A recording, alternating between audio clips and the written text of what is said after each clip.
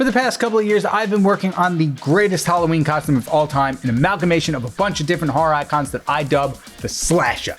I did a version in 2019 and another one in 2021. You can actually see the mask that I used right here. I'm surprised I still have it.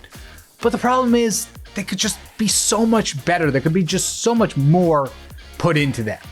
Unfortunately though, I'm not a textile artist, but I am a digital artist, meaning I could just simply draw the next iteration of the Slasher. And that's exactly what we're going to be doing today, fitting as many horror movie icons as we can into a single character.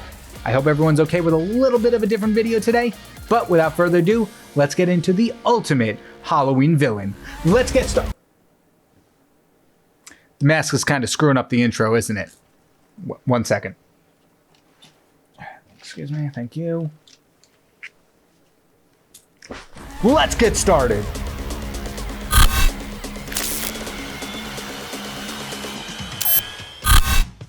Now, first off, we had to do some research, and while I did have previous sketches that I referred to from the first time I was doing this, I figured it would be good to go through and refresh my memory of all the different horror movie characters that I wanted to include, taking note of each of their own unique design elements, any facial features, clothing, colors, anything that would set them apart from the other villains that I was including in this fusion.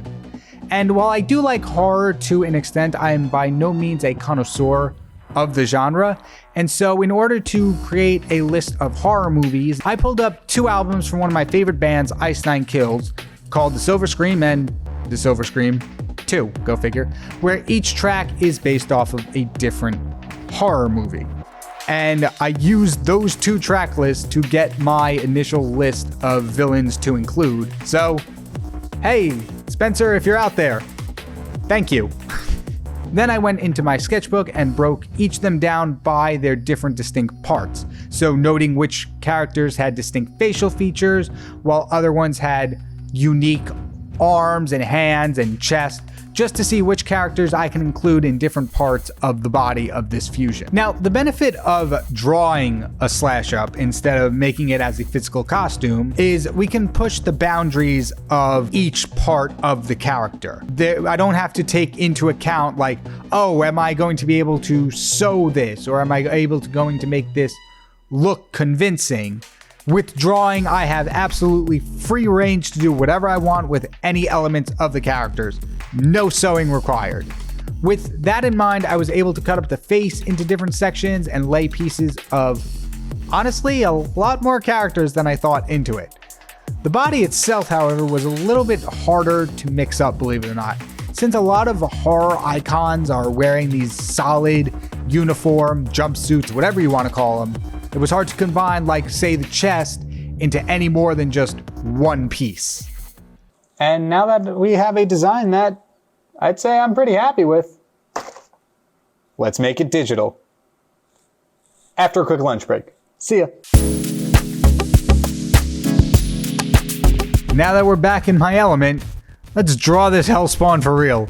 If you've been watching my videos from the past month, you'll know that it's been a long while since I've drawn something humanoid, so it was a bit tricky remembering how the anatomy and the bones work together, like how proportions worked and all that. I also struggled coming up with a pose to put him in. I drew him in a simple T-ish pose during the sketching phase, just so we can see all the different elements and all the different body parts and what could be included where. But for the final piece, I wanted something a little bit more dynamic.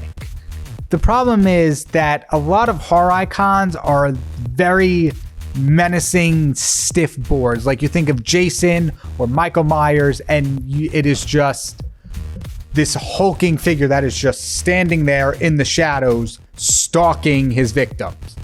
And I wanted something a little bit more than that, maybe an arm raised or something like that. Then what I did is I wound up actually taking some inspiration from Ash's Williams pose, specifically from the Army of Darkness poster, where he's kind of just has both arms outward and just standing in this heroic stance, which is a little bit of a problem because it did make the slash up look a little more superhero than a horror icon, but I still liked what it would have been better than if it was just stiff as a board. The overall final design was so good. As I mentioned before though, I did feel the body was a little bit simplistic in the fusion aspect though.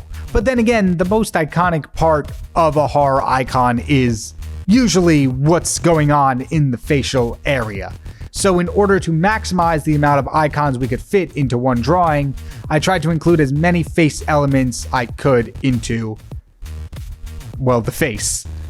For the head, I started off with a base design by mixing Jason's hockey mask, the hair from Michael Myers' mask, and the bottom of the muzzle from Hannibal Lecter from Silence of the Lambs. I then added the exaggerated, extruded facial features of Ghostface, the eyes and the mouth, as well as painted elements of Jigsaw, Pennywise, and the Crow. That was all well and good, but I realized that if I cracked the mask open, then I could fit one or two more characters in there as well. So I smashed the mask a little bit like it was experiencing some battle damage from whatever final girl this guy was going up against, and cut up the face into thinly sliced cheese cubes so we can get Pinhead from the Hellraiser series, and I put a button as the eye to get Sam from Trick or Treat, which is not really a horror movie I'm too familiar with. I also added a streak of white hair in Michael Myers' part of the mask to get that Sweeney Todd character in there, and admittedly it's probably the weakest inclusion out of all of them in this fusion. For the body, I felt that Chucky's overalls would probably be the best fit for this character. Mostly because they would leave the arms open for me to include other elements of different characters. And also, it worked really well with Freddy's sweater because both Freddy and Chucky are wearing some variation of stripes within their respective costumes. I also ended one of the arms in ruffles to include Pennywise, and ended the left arm in a gloved hand for Freddy, but instead of the usual blades on the glove, I swapped them out for Edward Scissorhands. Well, Scissorhands. Arguably not really a horror movie, but it was still on the track list, so it only felt fair to include. On the other hand, quite literally, I added a chainsaw in place of the hand to get a 2-for-1 deal of Ash Williams from The Evil Dead, arguably not a villain, and Leatherface from the Texas Chainsaw Massacre. I also added a fur cuff for the Candyman and left the sleeve of the shirt ripped, only because I really liked how the muscles wound up looking, but you'll see in the rendering phase I actually did something more with the ripped sleeve. But that looks like we're at the end of the inking phase, so let's take a look.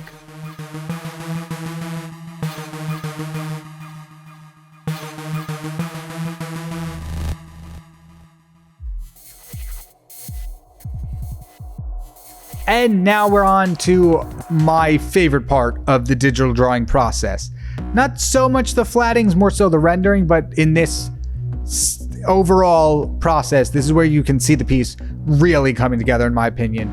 And if you've noticed, I've been trying to zoom in and out less in my drawings. And for the most part, I've gotten better at this, even learning to render sections at a time, instead of what I used to do, which was lay down the first shadow layer, lay down the highlights, go back with a second shadow layer.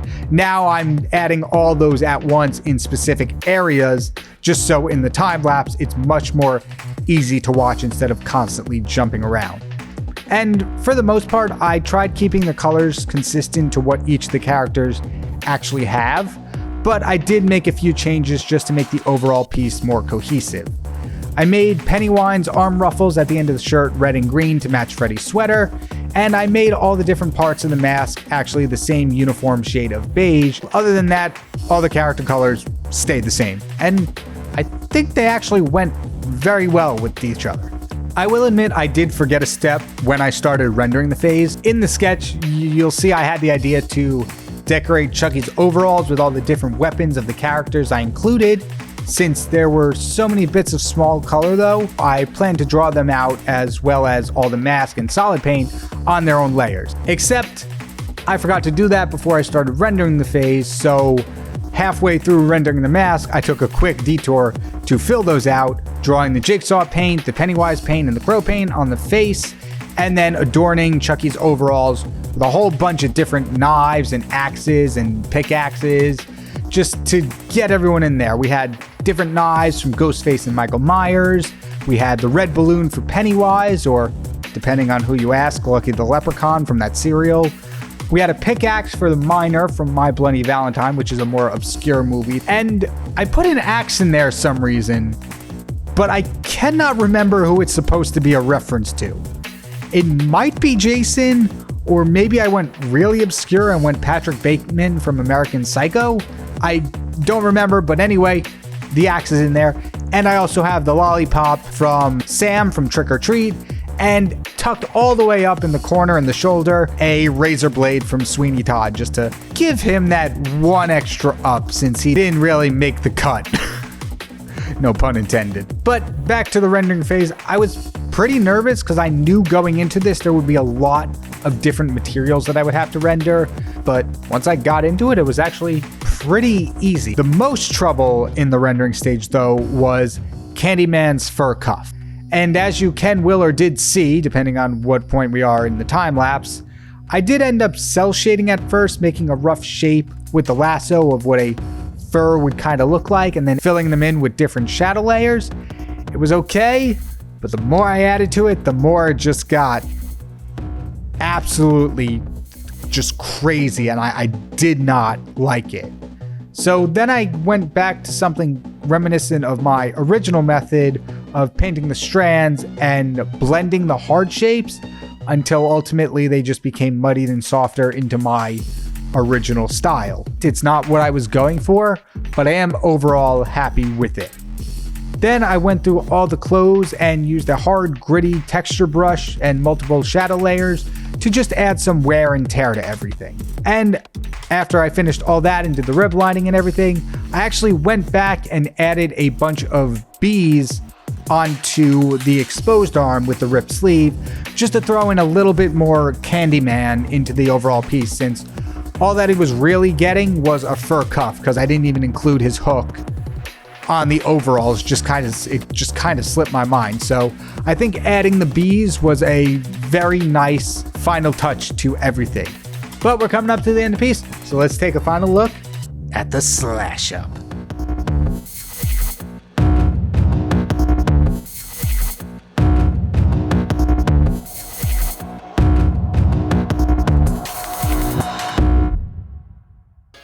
A whole bunch of horror movie characters combined into a single person. It looks so good. I was worried I was putting a little too much into the face and that the asymmetricalness of it would be a little off-putting, but I really like how it looks. It turned out so good, and I'm curious to know if anyone who just saw the final piece would be able to name some or even a majority of the characters that we put in here. I think I did a pretty good job combining them all. It's weird to look at it and just be like, oh, there's not much variety in there, but when you start nitpicking, you start to see all the different design elements, which I think is really cool.